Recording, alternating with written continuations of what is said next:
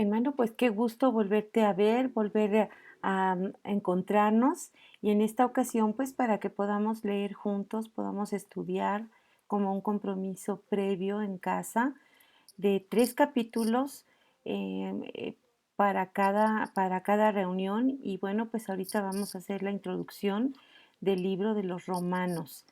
Yo creo que todos los libros tienen su propia historia, su momento, y en este momento de este libro, pues bueno, ya Pablo es un hombre ya maduro en el Evangelio, ya ha pasado por muchas cosas, y, y bueno, pues este libro se escribe en el año 56 después de Cristo y bueno, es muy interesante ver en la introducción de este libro que pues hay 4 aspectos que yo quisiera que pudiéramos entrar para poder tener como una introducción de este precioso libro. Es un libro muy importante en el Nuevo Testamento porque en él se va a hablar acerca de la justicia de Dios. Pero mira, abarca lo que son prácticamente 5 temas interesantísimos, 5 temas muy pertinentes en esta época, que es el tema del pecado, el tema de la salvación, el tema de la santificación. Por otro lado, también eh, el propósito del Mesías al estar entre nosotros, pero también el compromiso o la respuesta que nosotros como personas, como individuos o como iglesia hacemos precisamente para esta obra grandiosa de Dios. Entonces, yo quisiera invitarte a que juntos podamos leer esta epístola y juntos podamos aprender un poquito. La idea es leerlo, tomar los tópicos más importantes de esta carta. Es un estudio de lectura introductorio prácticamente, no nos vamos a detener a lo mejor en algunas cosas, pero sí vamos a ver la generalidad de este maravilloso libro. Y bueno, pues en esta epístola se le llama así, a diferencia de una carta, porque la carta está dirigida de una manera más íntima a una persona, a un grupo más reducido, y una epístola tiene la característica de ser una carta pública que va dirigida hacia un público más grande. Y en este caso, pues está dirigida a la iglesia de Roma. Por eso es que es la epístola a los romanos. Y fíjate que hay algo muy interesante aquí, que Pablo todavía no había ido a Roma. Así de que, pues bueno, vamos a iniciar con esta pequeña introducción y bueno, pues en estos cinco aspectos vamos a ver de esta primera entrada de la carta del capítulo 1, nos vamos a ir del 1 al 17 nada más, no vamos a leerlo, yo quiero ahorita nada más a grosso modo hacerte la presentación de este libro y pues a mí me gustaría que tú pudieras leer 3 capítulos cada reunión o cada día para que podamos nosotros ir avanzando en el análisis ya con un conocimiento o una lectura previa a la carta. Esto nos va a ayudar mucho para poder discernir o poder tomar en cuenta aspectos muy específicos que vamos a- a considerar. Y bueno, pues fíjate que Pablo hace una introducción acerca de quién es él y bueno, pues él se presenta como un siervo. Y esta palabra es muy interesante porque esta palabra habla de un esclavo, alguien que ha rendido completamente su voluntad a su amo, en este caso pues al Señor Jesucristo y pues bueno, pues él se considera un siervo. También en esta carta lo vemos como un apóstol, porque él se ve como un enviado de Jesucristo, con un ministerio muy particular, muy específico. Y ahorita vamos a ir viendo poco a poquito esto.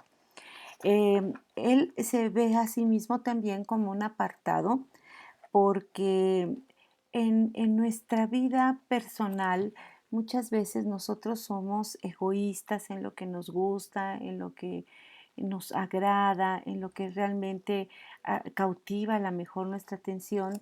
Y en el caso de Pablo, que es todo un tema, todo un personaje, pues bueno, en este caso de él, pues se considera apartado del pecado y del mundo para precisamente llevar a cabo el ministerio que el Señor le encarga.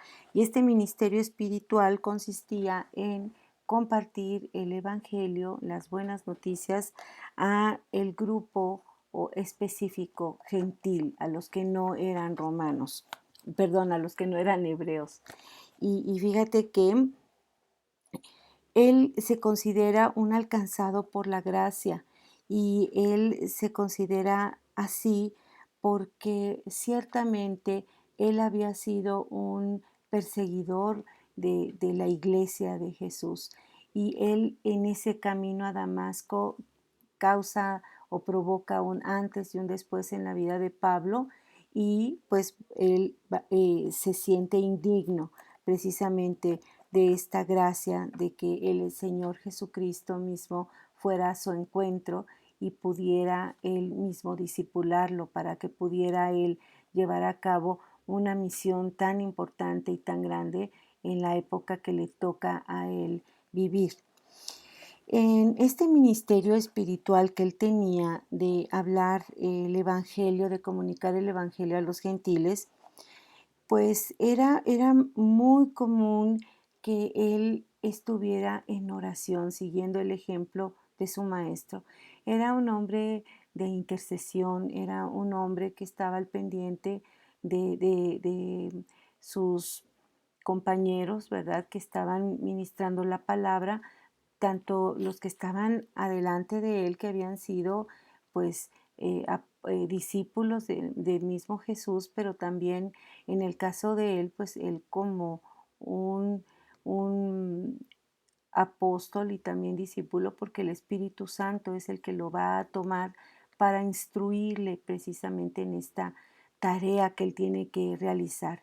En este momento de la historia, pues bueno, ya Pablo ha pasado por muchas cosas, ya estamos hablando de un tercer viaje misionero, no conoce la iglesia de Roma, pero pues sí conoce a algunos de los apóstoles que han estado ahí sirviendo y él tiene muchos deseos de estar con sus amigos y poder compartir con ellos alguna, alguna enseñanza y él también reconoce que ellos también tendrán algo que proporcionarle a él porque hay esa reciprocidad de ministros, ¿verdad? De la palabra. Y pues él mismo va a anunciar en esta introducción de que ha tenido grandes deseos de estar con ellos, sin embargo, pues se le ha opuesto el enemigo para poder ir a verlos. Entonces, todo ministerio, hermanos, pues aquí podemos ver que va a tener siempre esa oposición por parte de Satanás para obstaculizar los planes del Señor. Sin embargo, pues sabemos que, bueno, podrá estar presente o hacerse presente, sin embargo, cuando uno está en las manos del Señor, realmente uno ve cómo el Señor va dirigiendo las cosas, los tiempos, los momentos y aunque Él se interponga, pues bueno, se va a oponer a los planes del Señor.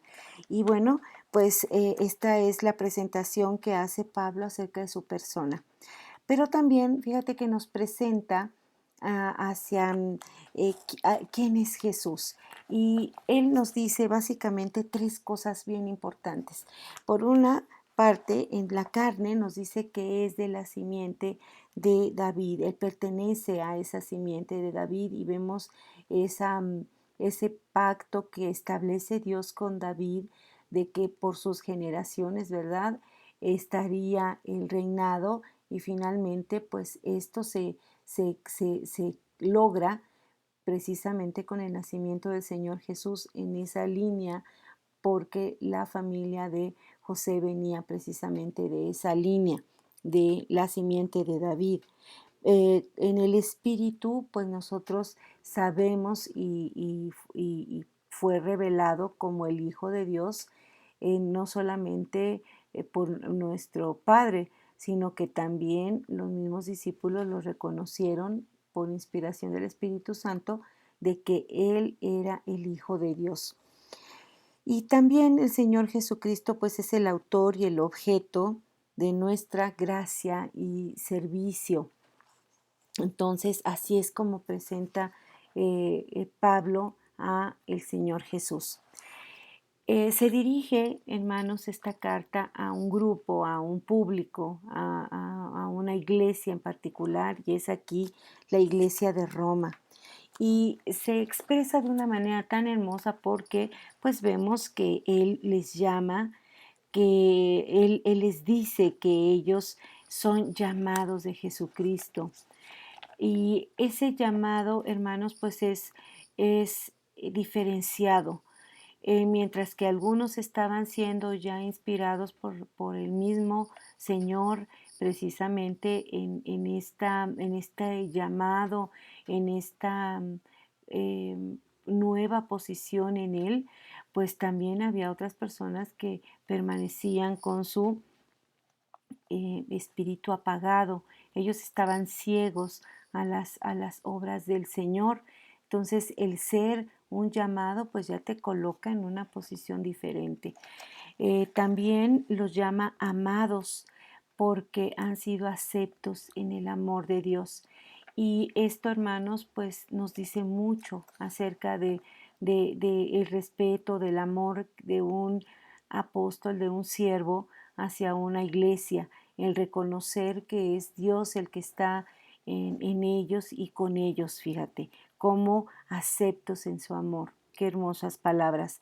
También los llama santos porque estos siervos y esta iglesia pues va también primero a ser capacitada, pero también va a ser discipulada para que ellos continúen con la obra de expansión del Evangelio. Los llama consagrados, llenos del Espíritu Santo, y también los llama fieles y obedientes en su servicio.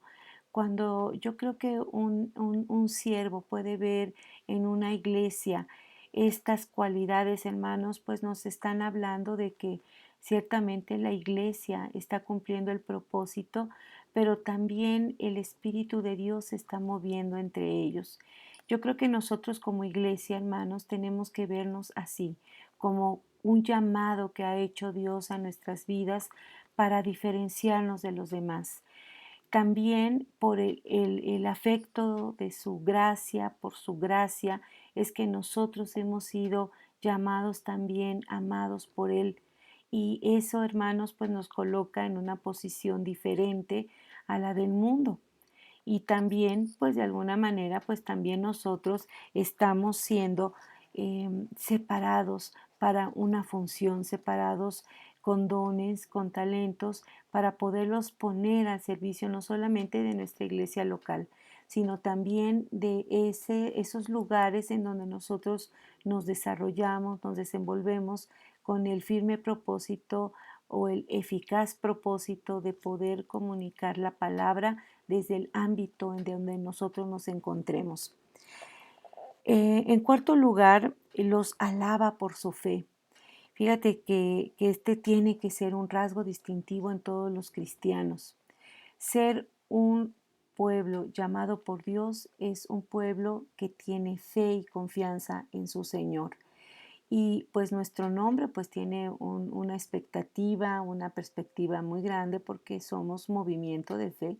Y entonces fíjate que también nosotros tenemos que estar a esa altura, a ese nivel de poder nosotros ser esos hombres y esas mujeres y aún hasta esos niños que el Señor está preparando y creyendo de que en momento y la circunstancia nosotros podemos marcar una diferencia y también intervenir en la vida de los demás, cautivándonos, cautivando a las personas que están a nuestro alrededor y poder llevar ese perfume que pueda ser percibido por ellos y que puedan también anhelarlo en sus propias vidas. Entonces, Él los alaba por su fe. Y también Él puede percibir que están llenos del Espíritu Santo y él lo puede percibir cuando Él dice que tiene muchos deseos de ir a compartir con ellos alguna enseñanza con ellos, pero también Él está cierto que Él recibirá una administración por parte de ellos. Aquí vemos una función recíproca de quien enseña, pero también de el que recibe. Entonces, el que recibe también está siendo ministrado por el Espíritu y también hay esa equivalencia o esa compartir los dones que el Señor nos habla de una manera en particular. Em, Hemos estado hablando ahorita del Evangelio. Y fíjate que el Evangelio, pues definitivamente, pues que es el ministerio de Dios de buenas noticias. También evangelio pues fue profetizado desde el Antiguo Testamento y ahora como la iglesia que está levantándose, pues imagínate que ya tiene la enseñanza de nuestro Señor en la tierra y es una enseñanza digna y una enseñanza completa porque no solamente estamos hablando de un plan de Dios llevado a cabo en la tierra y en esa cruz, sino que junto con esa muerte y esa sepultura también hubo una resurrección, porque si Jesús no hubiera resucitado, pues vana sería nuestra fe. Entonces, imagínate que aquí en este momento de la historia, pues ahora ellos están siendo testigos presenciales de haber vivido ese momento con Jesús y ahora poder estarlo eh, eh, compartiendo a sus generaciones en este tiempo, pero también en nuestro tiempo. También acerca del Evangelio, pues se dice que es del Hijo de Dios y Él es el tema, Él es el autor desde el principio de la escritura hasta el final, porque Él es el logos de Dios. Y el poder que sostiene precisamente al universo, el poder que sostiene a la humanidad, el poder que sostiene todo el diverso que existe, hermanos, está por la palabra. La materia prima que tuvo Dios para crear fue la palabra, porque desde el principio nosotros vemos que el Señor, el Padre, Elohim, como está marcado su nombre, es precisamente el poder de la palabra. Y él decía, hágase la luz y la luz se hizo. Sepárense las aguas de lo seco, fue la palabra. Y por la palabra, y la palabra que es Jesús, es que existe todo por Él y para Él. Entonces vemos el poder de esta palabra entre nosotros. Y también este poder de esta palabra es para nuestra salvación y para la salvación de toda la humanidad. Es un legado, hermanos, porque es no solamente para este primer grupo nuclear o para estos grupos que fueron yendo, ¿verdad?, a compartir la buena semilla, sino que fíjate cuántos años han pasado y todavía hasta nuestra fecha nosotros estamos compartiendo esta hermosa palabra. Somos responsables de nosotros de darlo a conocer. Y pues también, hermano, pues este evangelio pues tiene que ir de una manera progresiva. Y hermano, pues, ¿qué es esto del poder del Evangelio? Bueno, pues es un mensaje que cambia el curso de la vida, que cambia los destinos de la humanidad, los destinos de todo ser humano. Y pues también este poder de Dios es la voz de Dios. Y tenemos que verlo en toda su dimensión, hermanos, porque tenemos que valorar esta herencia que el Señor nos ha dejado. Y esta voz de Dios va precisamente dirigida a un mundo rebelde, a una raza que está subyugada por el pecado, a una humanidad que ha venido sin Dios, ha venido sin Cristo. Y pues precisamente este poder del Evangelio es el que al conocerlo nos da la oportunidad como seres humanos de poder elegir por Dios o no Dios, pero también con la conciencia de que si nosotros optamos por Dios, estamos optando por la vida. Pero si nosotros despreciamos a Dios, no hay otra, entonces tú estás optando por la muerte. Y eso lo vamos a ver precisamente en este libro maravilloso. ¿Y qué es lo que contiene este poder del Evangelio? Bueno, pues fíjate que vamos a encontrar precisamente una realidad, la realidad de que si nosotros desechamos a Dios, nosotros como humanidad seremos condenados. O yo como ser humano que rechazo a Dios, tengo que estar cierto y consciente de que iré a condenación. Pero también hay buenas noticias, porque si yo opto por reconocer el poder de Dios, el poder del Evangelio, entonces yo estoy asegurando mi destino eterno en Dios. Por otro lado, también podemos encontrar en la palabra de Dios que para todo aquel que cree, el Espíritu Santo nos inviste para que nosotros seamos capaces de compartir con otros, y dice que no nos preocupemos porque Él pondrá las palabras precisas en nuestros labios para poder compartir con aquellos que nosotros tenemos cercanos. Y desde luego que nosotros tenemos que conocer la palabra, porque de otra manera el Espíritu Santo no podría traer a memoria, no podría echar mano, ¿verdad?, del acervo que ya nosotros tenemos sembrado en nuestro corazón y también en nuestra mente.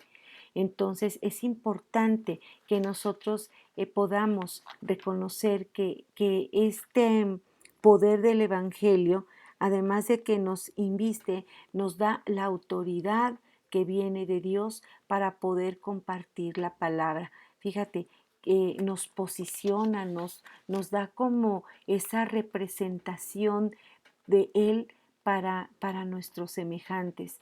Y Él nos dará las palabras precisas para que podamos hablar con el otro. Que ya la responsabilidad en la aceptación, hermanos, ya no depende de nosotros. Ahí es un trabajo del Espíritu Santo, pero también es una decisión personal.